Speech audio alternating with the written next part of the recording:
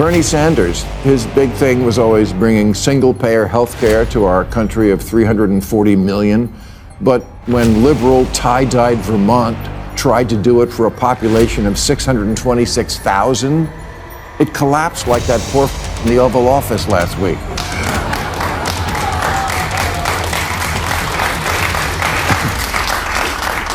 Bernie, AOC, Mandani are not Democrats. They'll be the first to tell you that. They're democratic socialists, and that's a very different thing, and I don't think people know that yet. Bill Maher just tore into AOC and the hard left, accusing them of diving headfirst into socialism, and the backlash hit fast. He's been sounding alarms about Zoran Mandy ever since Mandy announced his run for New York mayor. Now that Mandy has actually won, Maher is furious watching AOC celebrate the rising socialist wave.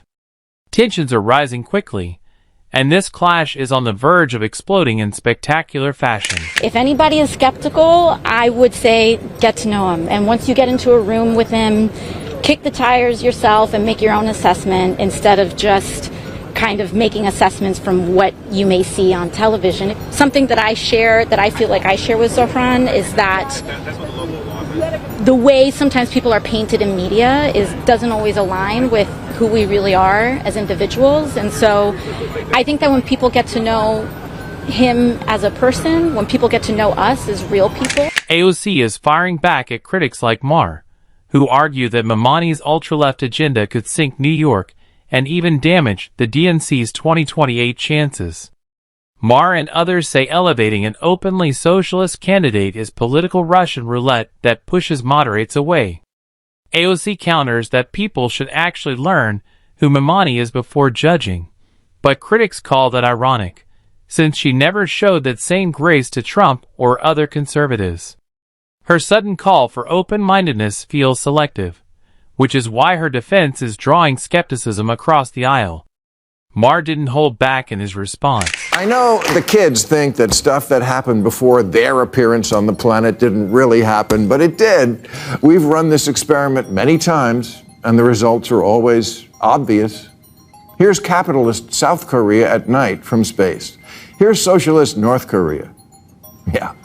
In 1990, Venezuela was wealthier than Poland.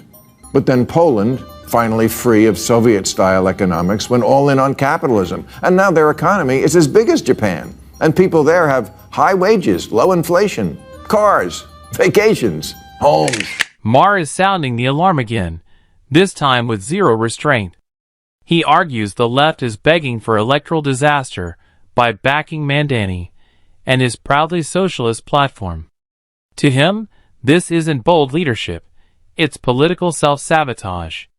By elevating fringe ideological candidates, Maher says Democrats are risking both their credibility and their connection with voters, shrinking their tent instead of expanding it. Moderates and independents want practical solutions, not ideological crusades. In Maher's view, the left is steering straight into a crisis of its own making, and he's warning them to stop before the damage becomes irreversible. But of course, no one listens. This election is taking place when we have a corrupt campaign finance system which allows billionaires in both political parties to select the candidates they want and to buy elections. It's wild how figures like Bernie Sanders keep insisting America would thrive under socialism, even though they personally benefited enormously from capitalism. Their careers, book deals, and public influence were all built by the very system they now claim is broken. Deep down, they know their own success wouldn't survive 5 minutes under the version of socialism they push, yet they promote it as if they'd be exempt from the consequences. That's the irony, calling for redistribution while enjoying wealth and opportunity only capitalism could have given them. It turned one of Latin America's richest countries into one of its poorest. Low wages, high inflation, shortages, outages, 8 million people fleeing. If you think New York can somehow reinvent this wheel, you're in for a rude awakening. Maher reminds New Yorkers, and AOC, that the city can't just reinvent socialism like it's a shiny new product launch. History is filled with countries and states that tried similar experiments and collapsed under economic reality. He argues New York won't magically become the exception, no matter how leaders try to rebrand the ideology. And when AOC says New York is the rule, not the exception, Maher warns that if the rule is failed socialist policy, then the outcome won't be prosperity. It'll be a predictable, avoidable collapse. Zoran can't make your wishes come true. You're thinking of Zoltar. Democratic socialism is like a dating profile. Things look great until you meet up in the real world. For example, Bernie Sanders, his big thing was always bringing single-payer health care to our country of 340 million. But when liberal, tie-dyed Vermont tried to do it for a population of 626,000, it collapsed like that poor in the Oval Office last week. Maher then turned to Bernie Sanders, highlighting a socialist policy Sanders once implemented in Vermont, one that fell apart almost immediately. Maher says this is the pattern. These ideas look noble and elegant on paper, but reality exposes their flaws fast. Costs spike, cracks widen, and idealism crashes into basic economics. Vermont's experiment didn't just struggle, it collapsed, even in a state that had every political advantage to make it work. For Maher, it's the cautionary tale the left keeps ignoring while pushing similar plans nationwide. Bernie Sanders, his big thing was always bringing single-payer health care to our country of 340 million. But when liberal, tie-dyed Vermont tried to do it for a population of 626,000, it collapsed like that poor in the Oval Office last week. Bernie, AOC, Mandani are not Democrats. They'll be the first to tell you that. They're democratic socialists, and that's a very different thing, and I don't think people know that yet. Maher doesn't hold back, arguing that Bernie and AOC aren't mainstream Democrats, but socialist Democrats, whose policies drift far beyond what most voters want. He also points out the irony. Both of them owe their careers, influence, and book deals to capitalism, the same system they constantly criticize. Maher admits capitalism is flawed, but he insists it still outperforms socialism, which has historically produced stagnation and shortages. His point is clear: criticize capitalism if you want, but don't pretend socialism is superior when your own success exists only because of the freedoms and opportunities capitalism provides. Mandani seems like a nice guy, and I congratulate him on an extraordinary political achievement. But before the whole left side of the country catches socialism fever, let's listen to the other big winner in last Tuesday's election, Virginia Governor-elect Abigail Spanberger, who, before the 24 election, said things like, "If the party didn't shift to the center, we will get torn apart. And we need to never use the word socialist or socialism ever again." Well, she was right, but they didn't listen. Typical, am I right, ladies?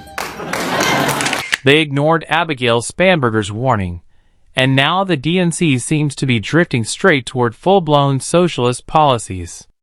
What's alarming is how much this mirrors the rise of the woke movement, loud, rigid, and led by the fringes, not the party's core. It's not moderates or everyday Democrats driving this shift, but a small vocal faction prioritizing radical change over broad appeal. Meanwhile, most Democrats stay silent, which Maher sees as quiet approval. By refusing to rein in their own extremes, the party is letting fringe voices shape its identity. Spanberger saw this coming, but her warning went nowhere, and now the DNC is embracing policies that could cost them elections and the trust of the voters they need most. At least the party has a clear choice here, very clear. One wing is saying don't ever use the word socialist again, and one is saying, I am a democratic socialist. Clear, huh? So how do we decide who's right? Well, it turns out we don't really have to flip a coin. We have the evidence. In 2024, 13 Democrats won in districts Trump also won, all moderates. This isn't rocket science. All the left-leaning think tanks have done autopsies on 2024, and they all came up with the same message. move to the center. Even the New York Times. I've said it before. The DNC needs to move back to the center and drop the woke theatrics dragging the party down. These weren't small mistakes. They were a major reason Democrats lost last year. Instead of correcting course, the party doubled down on socialist ideas that push away moderates and independents. It's a strategic mistake that shows they're listening more to Twitter activists than to voters. If Democrats want to rebuild trust, they need competence, balance, and common sense, not fringe ideology. Until then, they'll keep losing avoidable battles. So they're quiet quitting capitalism and texting socialism that they're down to. Thing is, socialism will you. Because socialism, to put it simply, just doesn't work and has never worked. Like Kevin Federline.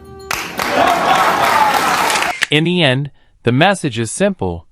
The DNC is at a crossroads, and its next moves will define its future. Maher and others warn that embracing socialism and fringe ideologies isn't bold, it's politically reckless.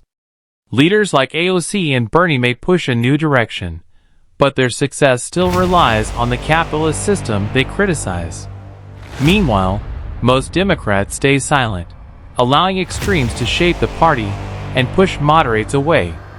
History shows socialist-style policies often collapse under real-world pressure, and Maher argues the party is risking the same fate.